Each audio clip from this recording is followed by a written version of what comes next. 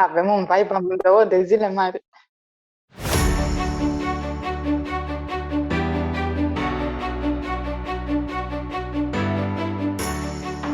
Bună, numele meu este Oana Bordea. Bine ați venit la Femei Extraordinare. În spatele contului Activități și jocuri istețe, un cont tare îndrăgit atât de mămici și tătici, cât și copii, se află Ana Maria, o femeie extraordinară care, într-un mod altruist, ne oferă o grămadă de idei și resurse pentru a educa prin joacă. Cred că inspirația maximă a ei este voinicul Clement, care ne arată exact cum trebuie executate activitățile pregătite de mami. Mulțumesc din nou, și spun din nou pentru că este a doua oară când înregistrăm acest podcast. Prima dată nu ne-a ieșit prea bine, nu se auzea sunetul. Așa că îți mulțumesc că din nou ai acceptat să înregistrăm acest episod împreună și bine ai venit! Mulțumesc, Oana, pentru invitație. Mă bucur că ne auzim din nou. Am spus eu că va fi cât de curând și așa s-a întâmplat. Doar la câteva zile distanță înregistrăm din nou. Acum că te cunosc puțin mai bine de la podcastul anterior, pot spune, pe lângă toate cele spuse până acum, că ești o persoană tare deschisă și prietenoasă și aș spune că ești și tare modestă, pentru că eu îți spuneam că faci o treabă super bună, cum am spus, într-un mod altruist, ne împărtășești așa de multe cunoștințe foarte utile, pentru că, eu cred că cam toți am început Instagram-ul ca să ne arătăm pozele frumoase, una alta, dar tu ai început arătându-ne conținut de valoare. Și lucrul ăsta este wow! Așa că îți mulțumesc. Îți mulțumesc în numele toate mămicilor care te urmăresc și tăticilor. Mi-ai spus că sunt și tătici? Sunt și tătici. Nu foarte mulți, dar sunt. Și asta vreau să pun în evidență că ai o valoare foarte mare. Tot conținutul pe care îl faci are o valoare extrem de mare. Mulțumesc, ești foarte drăguță, îți mulțumesc pentru toate aprecierile. Da, ar trebui să știu să accept și toate mesajele de genul acesta. Mi este greu pentru că mi se pare că nu fac mare lucru, ci că fac lucrurile de la sine și în mod natural. Eu mă bucur atunci când informațiile și tot ce fac în online sunt de folos. Asta e cea mai mare bucurie. Probabil din cauza asta le transmiți. Ajungi așa de bine la noi, cei care te urmărim. Înainte să trecem la contul tău și la activitatea ta pe Instagram, spune-ne câteva cuvinte despre tine, ca să te cunoaștem mai bine. Sunt Ana Maria, am 33 de ani, am terminat un liceu cu profil turistic și facultatea de geografie în Timișoara, oraș în care m-am născut și am copilărit. Am fost președinte de organizații studențești, am fost foarte activă în tinerețe, spun tinerețe, pentru că cumva face parte din my ex-life de când a apărut voinicul. Am făcut voluntariat atât cât mi-a permis timpul. Lucrul ăsta m-a făcut foarte fericită și împlinită. Îmi place lectura, însă de când este Clement în viața mea, nu mai este pe lista mea de priorități, însă încerc să îmi găsesc timp atât cât pot seara să mai citesc câte puțin. Îmi place să călătoresc, îmi place tot ce ține de travel, sunt pasionată de astrologie și astronomie, îmi plac drumețiile pe munte, îmi place și marea, însă ador muntele.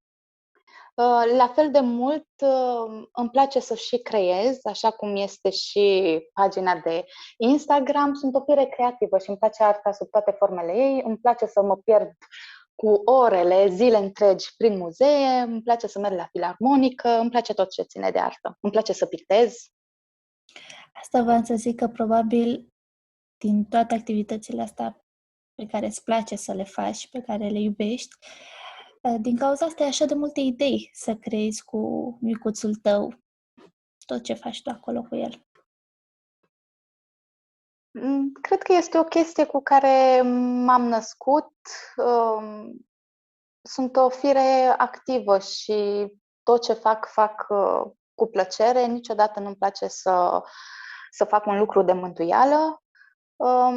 Iar de când este voinicul, da, creativitatea mea trebuie să fie pusă în mișcare și să am mult mai multă inspirație de tot ce văd în jur, pentru că sunt nevoită prin prisma lui și prin prisma tot ce fac cu el. Ai spus mai devreme că ai trecut prin mai multe domenii de la turism, nu? La geografie. Ai fost și profesoară, nu-i așa? Da, am terminat facultatea de geografie în Timișoara, pentru că mi-am dorit să fiu profesor, lucru care s-a și întâmplat. La scurt timp după ce am lucrat în sistemul de învățământ de stat românesc, am renunțat pentru că partea financiară și multe alte motive nu m-au satisfăcut. Am trecut pe partea de turism, am lucrat ca și ghid și în agenție de turism, am lucrat ca și ghid turistic.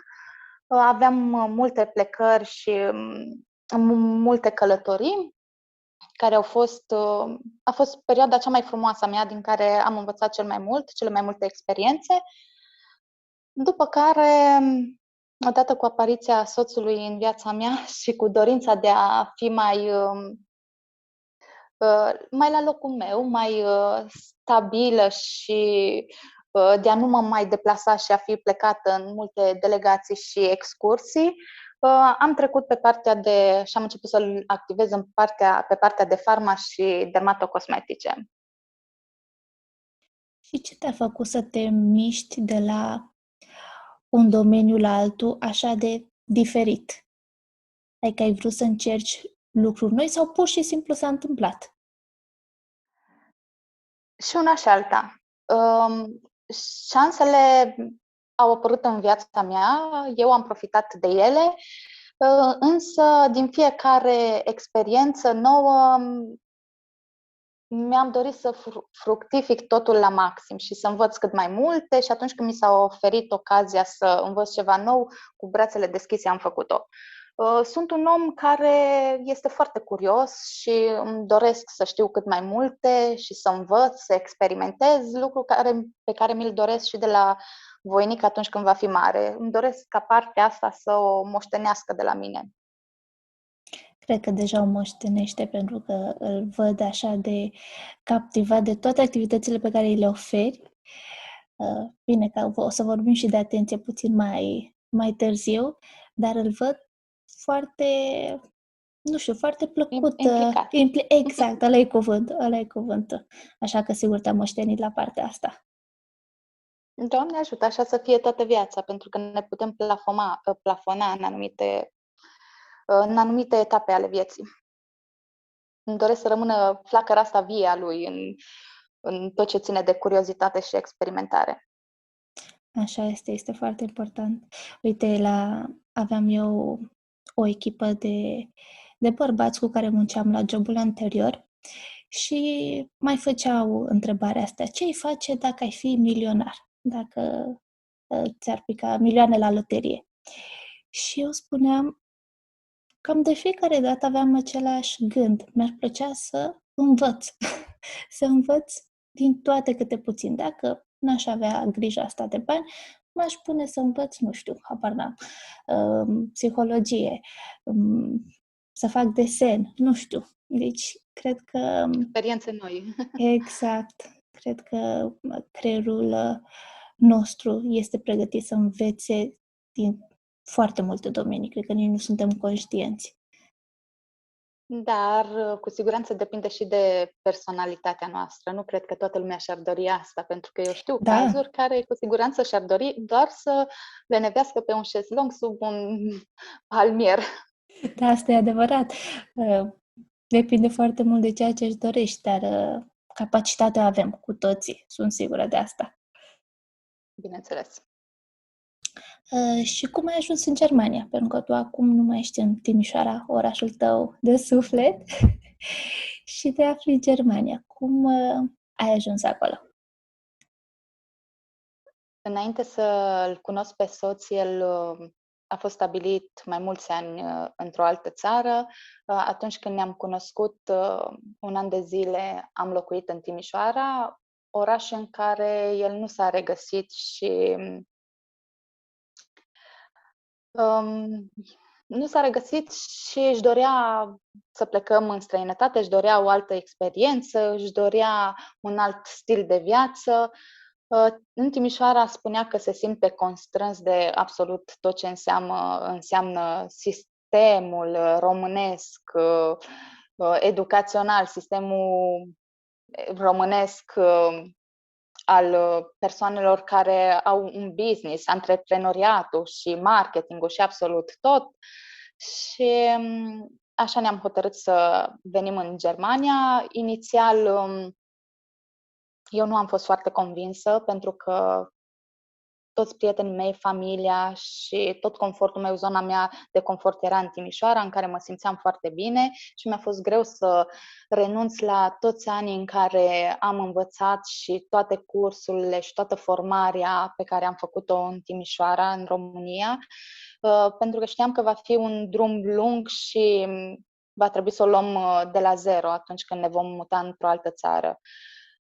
Ironia vieții face că am ajuns în Germania, țara în care am avut ocazia cu câțiva ani înainte să facem mutarea, să ajung, și am refuzat printr-un proiect, spunând că Germania va fi ultima țară în care mă voi muta dacă se va întâmpla să mă mut vreodată. Și s-a întâmplat să ajung fix în Germania.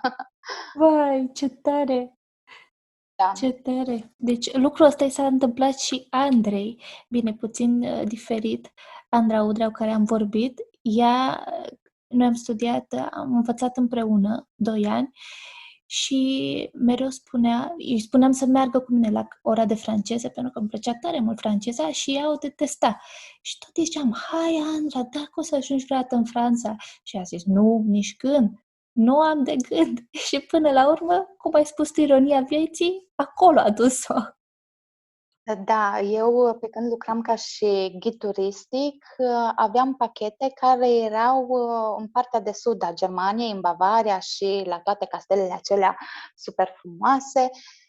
Și m-am confruntat cu tot felul de persoane și cu stilul nemțesc foarte rece și rigid. Și de fiecare dată când veneam, spuneam, Doamne, deci nu mi-ar plăcea să stau într-o țară ca asta, în care oamenii nu-și cunosc pur și simplu vecinii. Și ironia vieții a făcut ca eu peste câțiva ani, să ajung fix în Germania. Deci foarte tare cum funcționează viața asta. Păi se spune că de ceea ce fugi, peste aia dai. Exact, exact. Ai spus înainte că ești o persoană tare curioasă și că îți place să citești și să înveți lucruri noi.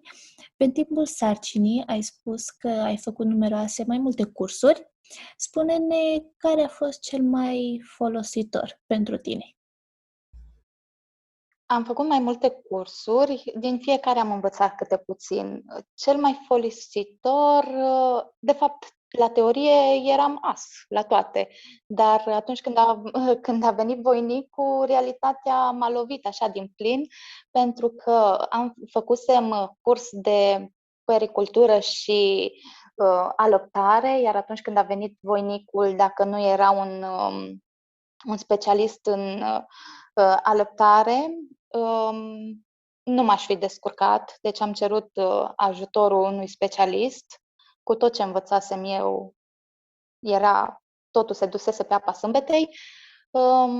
Am făcut curs la maze, am făcut curs și tehnici de respirație în travaliu, care, la fel, atunci când a fost momentul cu pricina, nu cred că am ținut cont de mai nimic din ce am învățat în cursul respectiv. Singurul care mi-a mi-a prins cel mai bine a fost cursul de masaj pentru bebeluși, care, într-adevăr, după o săptămână, două, când am fost cu voinicul acasă, deja aveam mintea mai limpede și cumva am pus în aplicare tot ce am învățat. Deci aș putea spune că acesta a fost. În rest, realitatea bate de multe ori teoria. Și cum ai descoperit metoda asta de a arăta copilului să învețe prin joacă?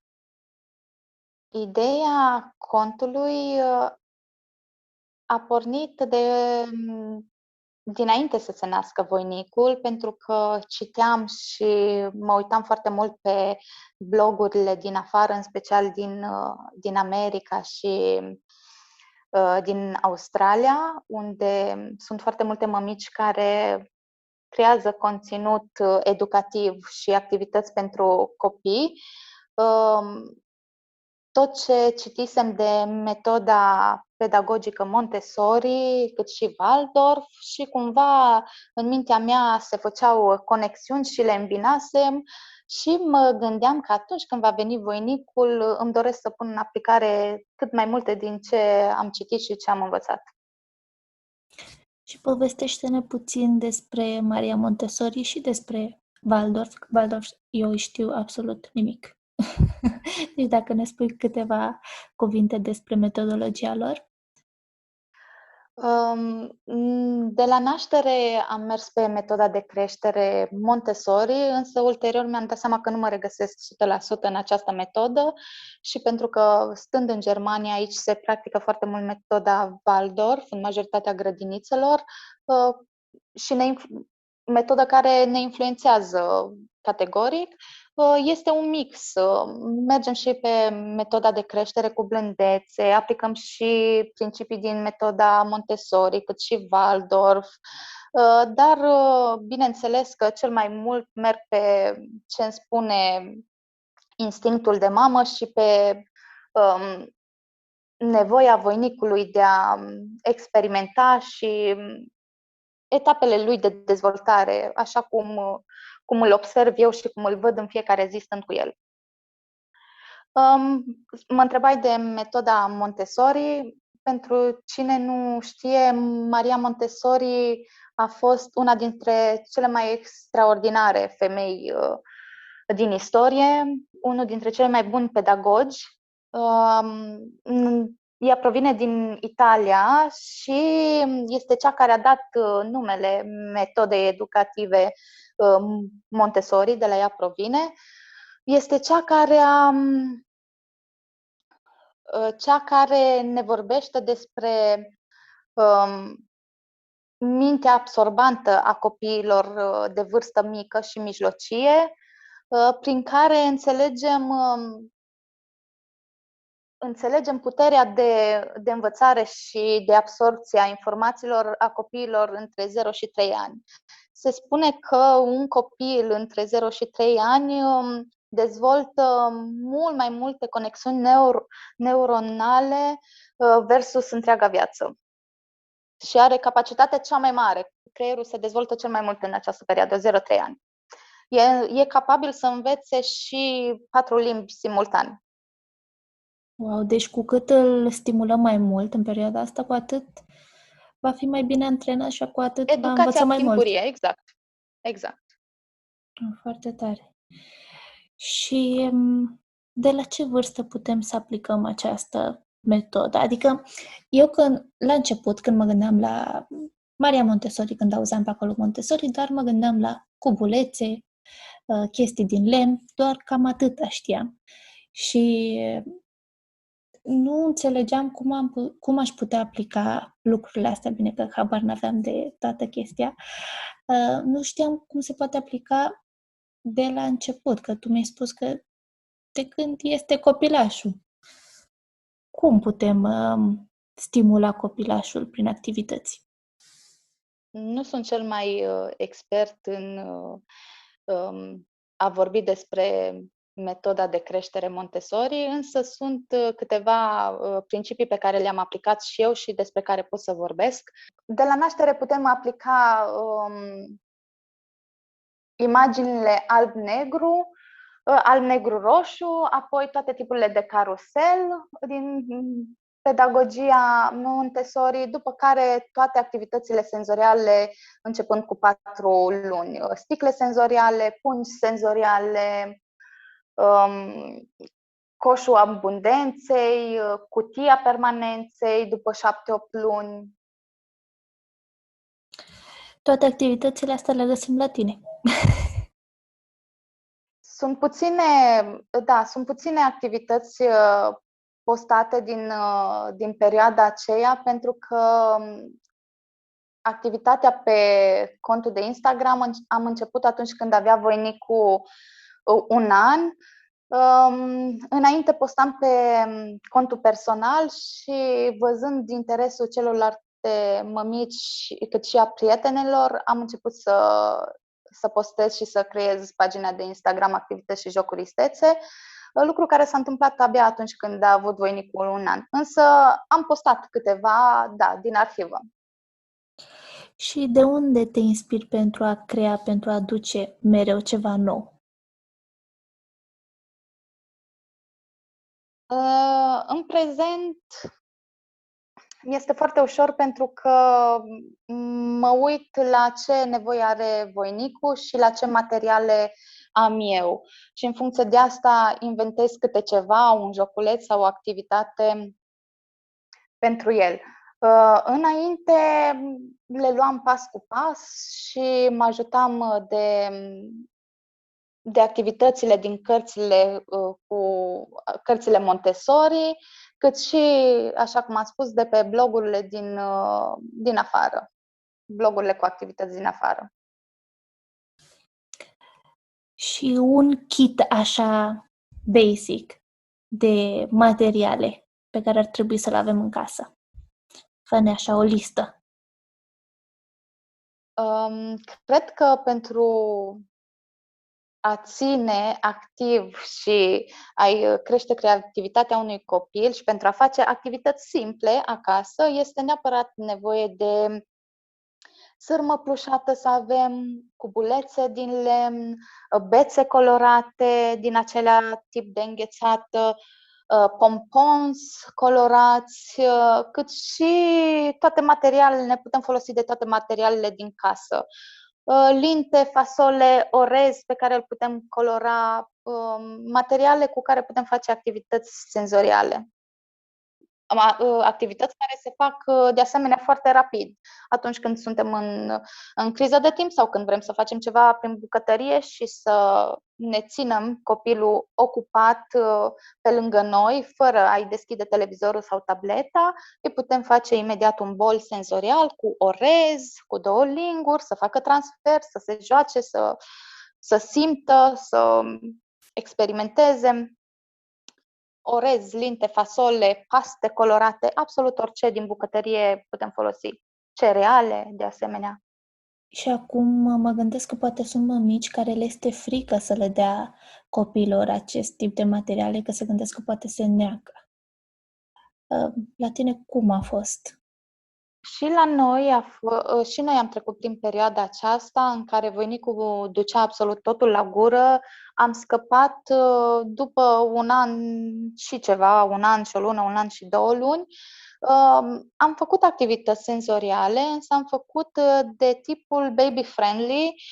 Pastele nu le coloram atunci când erau paste colorate uscate, ci le fierbeam înainte, făceam paste fierte colorate, pe care, de asemenea, nu se întâmpla nimic dacă le ducea la gură, nu se neca cu ele, erau moi, erau safe. Făceam nisip kinetic, cum ar veni, însă din făină și puțin ulei, care dacă îl ducea la gură nu se întâmpla absolut nimic. Încercam variante din acestea care erau safe pentru el, fără a-i pune viața în pericol, fără a-i da paste uscate pe care putea să le bage în gură, să se nece sau năut în niciun caz, care de asemenea este rotund și are un risc foarte mare de înnec. Cu acestea ne-am jucat după un an și 2 luni și 3 luni, când am scăpat de obiceiul de a duce totul la gură. O întrebare care se tot repetă și la tine, și eu am primit întrebarea asta, dar presupun că la tine este constantă. Cum reușești să-i menții atenția voinicului și cum reușești să aibă răbdare?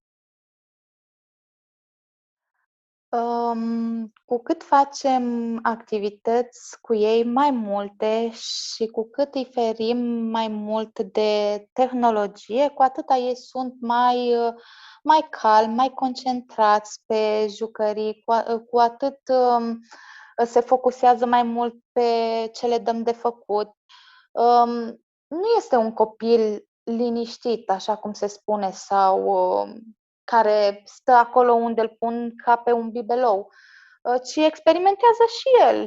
Iar pe Instagram de multe ori se văd frânturi din activitățile pe care le facem noi într-o zi și mămicile au impresia că toată ziua al meu copil nu face altceva decât activități și că este ca la o școală, că este cumva forțat sau obligat și că îl îndemn mereu cu activități, dar în realitate este fix invers. El are activități structurate, cât și timp de activități în care el alege ce vrea să facă, are joacă liberă și hârjoneală cu mine, cu tatăl lui, iese afară în fiecare zi.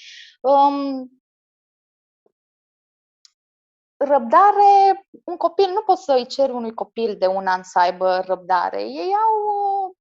Sunt născuți să se joace și să fie foarte activi. Un copil de 1 an are în medie cam 3 minute, 3 minute de concentrare maximă pe o activitate.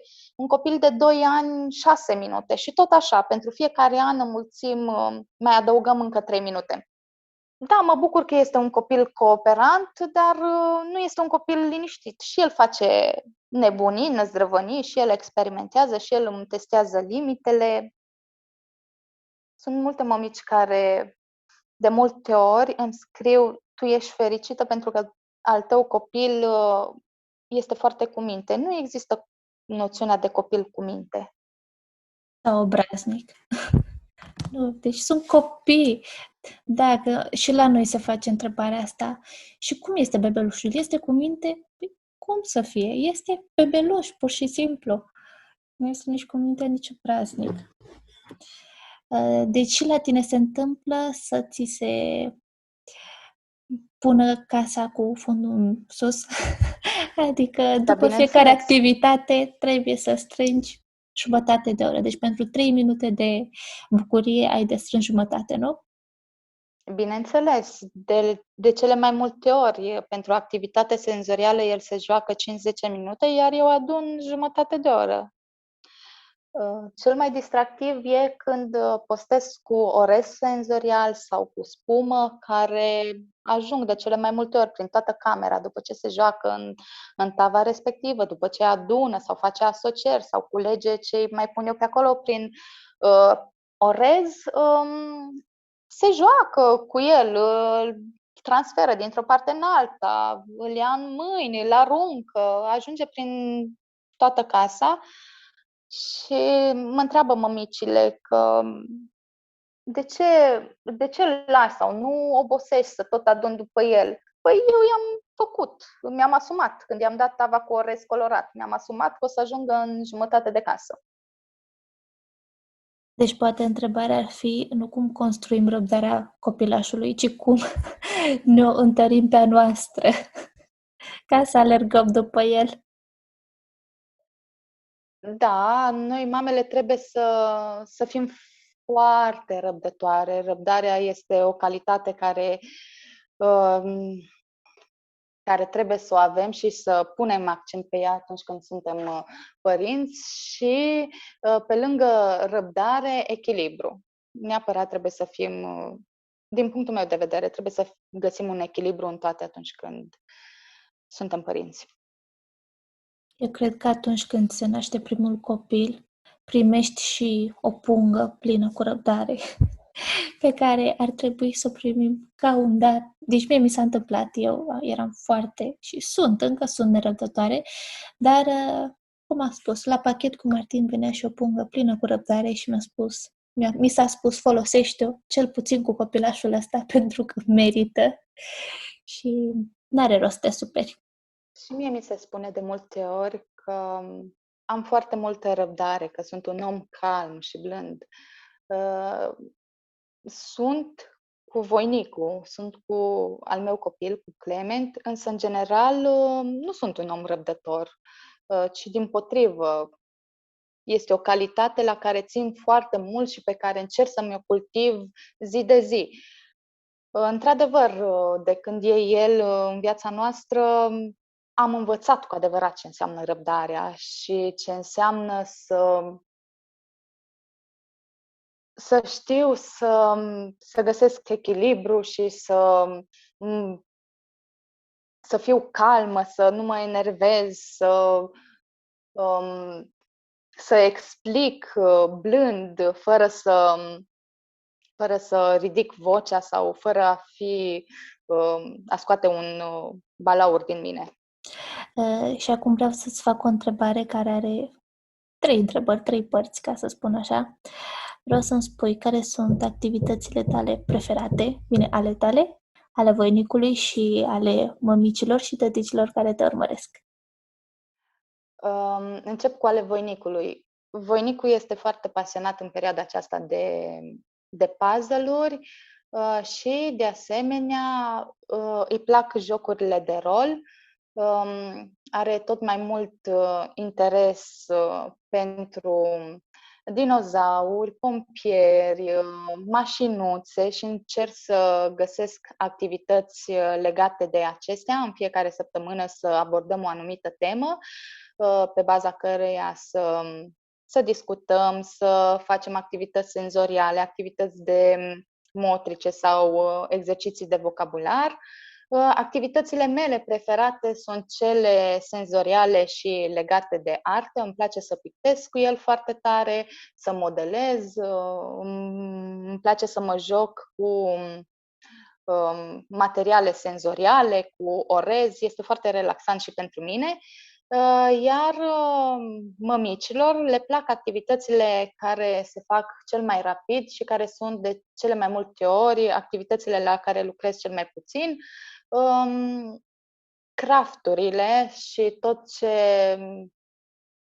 tot ce implică activitățile reciclate cu cartoane, pahare, bețișoare, activitățile care implică materiale ce se găsesc ușor prin casă. Uite, acum că spune, mi-am adus aminte că prima activitate pe care am făcut-o propusă de tine a fost acela cu telul și cu pompoanele. Aveam telul la îndemână, aveam pompoane și n-a copil. Dar a stat la început, chiar m-a fost interesantă. După aia am încercat în altă zi și a stat câteva minute să chinuie acolo să le scoată. Activități aparent banale pentru noi sunt foarte solicitante și distractive totodată pentru ei. Le dezvoltă motricitatea fină, cum este în cazul activității cu telul, motricitatea fină, răbdarea, că tot vorbeam de ea. Sunt activități super simple pe care le putem face în 2 minute, cu obiecte pe care le avem la îndemână în casă. Tu mereu participi la activitățile pe care le faci? Adică le faci împreună cu el sau îl lași singur el? Eu îi pregătesc materialele. Când eram mai mic, îi arătam sau îl îndrumam cumva și apoi îl lăsam pe el, nu interveneam și nu intervin, iar în prezent, de cele mai multe ori, când îi dau o activitate, imediat îi găsește rezolvarea și nu mai este nevoie să îi explic că știe ce trebuie să facă. Dacă îi dau câțiva cilindri și niște culori, știe că trebuie să asocieze cilindri cu culorile, imediat le găsește rezolvarea. Înainte îi arătam, după care nu interveneam niciodată. Îl lăsam să se joace singur el și să fie concentrat în activitatea lui. Ai mai povestit tu pe Instagram de perioada aceea în care a trebuit să te întorci la muncă și că ți-a fost puțin greu. Cred că prin asta trecem cam toate, dar spune-ne din experiența ta cum ai reușit să te obișnuiești cu ideea asta și cum ai trecut peste. A fost o perioadă dificilă pentru mine pentru că voinicul este încă alăptat, iar atunci când a trebuit să mă întorc la lucru, nu știam cum o să fac cu aspectul acesta. El s-a obișnuit relativ repede, stând acasă făceam cu schimbul cu soțul, stând acasă cu soțul, însă eu la job îmi făceam 1000 de gânduri și mă întrebam, oare îi dă soțul să mănânce nu știu ce, oare face activități cu el, oare au ieșit, oare cum a reușit să-l culce, el având ca și asociere de somn sânul și mă consumam foarte tare. A fost o perioadă super solicitantă pentru mine, în special psihic, însă am trecut cu bine peste.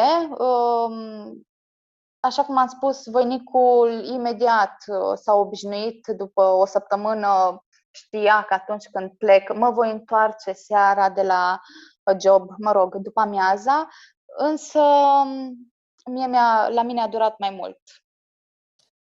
Probabil nu depunem suficientă încredere pe soții noștri sau pe bunici, cu cine lăsăm copilașul, că și mie mi se întâmplă, îl sun pe Octavian, dar i-ai pus hainele alea pe care ți le-am pus, dar ai făcut activitatea asta, dar sigur te-ai jucat cu el.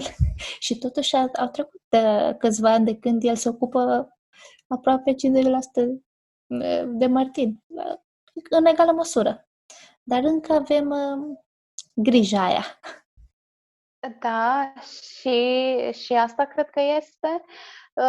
La fel, soțul este destul de implicat în toate activitățile voinicului, dar la mine a fost atașamentul, cred. Nu mă puteam obișnui cu gândul că sunt atâtea ore plecate de acasă și fiind obișnuită cu el de dimineața până seara, până la 2 ani eu nu am fost nicăieri fără el, inclusiv atunci când mă duceam la manicură sau să mă vopsesc, peste tot a fost cu mine, chiar și când aveam evenimente, preferam la evenimente să stau o oră, două, până se întuneca, după care să merg acasă cu voinicul pentru a nu-l supune la zgomot, agitație, nebunie. Preferam să renunț la eveniment. Mă duceam cu prezența, după care plecam. De aceea spun că cel mai mult a fost de lucru la mine și eu cu mine, nu neapărat de voinic sau de soț că nu se va descurca, ci dimpotrivă. Și în momentul de față, ce faci tu pentru tine? Cu greu îmi găsesc timp pentru mine. Am început să fac sport din ianuarie, însă nici de lucrul acesta nu reușesc să mă țin așa cum ar trebui. O zi fac, una nu, două fac, iarăși una nu, pentru că atunci când el doarme, încerc să-mi organizez timpul în așa fel încât să fac și treburile casei, să-i pregătesc și lui activități și atunci, dacă mai îmi rămâne timp, reușesc să fac sport. Altceva, seara, dacă nu sunt foarte obosită, încerc să citesc câte puțin. Dar de regulă citesc am tot lectură legată de parenting și dezvoltarea și educația copiilor. Dar cam astea, sport și să citesc câte puțin seara. Mi-ar plăcea să fac mai multe, dar nu reușesc fizic să mă împart timpul. munca de mămică este foarte solicitantă, plus că faci și chestia pe Instagram, plus că ai și jobul tău, nu? Da, așa este. Când găsesc timp, când am câte o fereastră, casa e pusă la punct, ordine, mâncare pregătită, absolut tot, atunci, de cele mai multe ori, fac research pe internet, postez pe Instagram, mai fac 2 poze, în afară de faptul că îi pregătesc activitățile voinicului, astea de obicei le pregătesc seara sau noaptea chiar. Atunci când găsesc câte o fereastră, mai răspund la mesaje și petrec timp pe Instagram. Sunt sigură că primești multe mesaje de mulțumire. Bine, mi-ai spus tu în episodul anterior mesajele de critică care mi s-au părut super funny, dar mi le mai spui din nou. Ce mesaje de mai puțin drăguț ai primit? Cele mai ciudate mesaje au venit de la 2 mame. Una dintre ele m-a făcut comunistă, iar cealaltă m-a făcut tot ceva de genul. Da, și cum reacționezi la astfel de comentarii? De regulă stau să le și explic și să le întreb și să am un dialog cu ele, însă se ajunge cel mai rapid la un bloc pentru a nu mă încărca în negativ. Cred că e cel mai ușor. Păstrează timpul ăla pentru a acumula minute pentru tine. Dai bloc și gata. Da, însă de multe ori când mi-a spus mămica respectivă că sunt comunistă, am întrebat-o foarte simplu ce o face să creadă asta și cum a ajuns la concluzia asta, că nu vede decât frânturi din viața noastră și nu înțeleg cum își permit unii să facă afirmații de genul ăsta. Eu nu mi-aș permite niciodată. Însă, empatia este o calitate la care eu țin foarte tare și pe care puțini oameni o mai au. Empatia cred că ne face cu adevărat umani și puțini oameni o mai au. Mare dreptate. Mie, dacă nu-mi place ceva din online, eu nu urmăresc, nu mă uit. Sau chiar dacă este o persoană care mi este foarte dragă și de regulă sunt pe aceleași lungimi de unde, se întâmplă noi suntem diferiți toți oamenii, se întâmplă să nu fiu de acord cu absolut tot ce postează, trec peste, nu mă pun să-i trimit mesaje într-o notă urâtă. Plus că este o investiție de timp acolo. Cum aș oferi eu cadou timpul meu într-un mod negativ? Nu știu. Este complet inutil. Dar, da. Sunt persoane și persoane. Și mai spuneai tu pe contul tău despre sindromul mamei superioare, care tot la fel mi s-a părut super funny. Mă gândeam să fac și un reels pe subiectul ăsta. Spune-mi de unde l-ai scos și cu ce l-asociezi tu. De când am pagina de Instagram, am dat peste fel și fel de conturi. Eu peste ele peste mine. Până să cunoști și să rezonezi cu un cont, o perioadă îl urmărești. Și am văzut tendința aceasta de a da sfaturi în parenting, de a fi mama perfectă, de a le face pe toate. Și de aici a plecat toată ideea și Este tare funny când ți se spune bine, mi-ai spus și tu data trecută că lumea zice, dar cum îl alăptezi până la vârsta asta? Sau cum de lași să-și măzgălească toată ziua? Ești, nu știu, te fac în toate felurile și nu există altă posibilitate te sabotezi singură. Exact. Nu există altă posibilitate în capul acelei persoane decât ceea ce cred ei. Și acum, ca să terminăm, ai tu o întrebare pentru mine? Să mă gândesc. Bineînțeles că am mai multe. Să mă gândesc la una simpatică. Ce te face pe tine fericită acum? E ușor, Martin. Deci, Bun, exceptând copilul. ok. Mă face foarte fericit acest podcast. Serios, mi se pare ceva wow. Am mai spus chestia asta, cea mai bună scuză pentru a putea vorbea cu persoane ca și tine, pe care le admir și care îmi face mare plăcere să am o conversație cu ele, pentru că, dacă nu aș avea această scuză, cum pot să mă duc la cineva? Auzi, hai să facem un FaceTime. Pentru ce? Pentru sufletul meu. Așa că, da, podcastul mă face tare fericită. Oricum e foarte faină ideea și chiar te felicit. Mersi. Cum ți-am spus și data trecută, nu sunt mare amatoare, însă de când cu al tău am început să ascult și eu.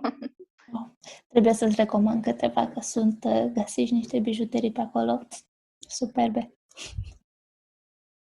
Trebuie, da, neapărat. Și în ultimul rând, mai vreau să te întreb despre un produs de make-up sau skincare sau vreun tratament pe care tu îl preferi.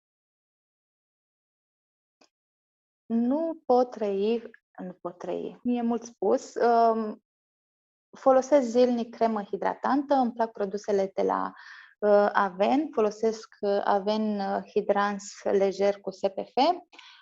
Îmi plac măștile de față de la Apivita, este o gamă mai holistică pe bază de ingrediente naturale.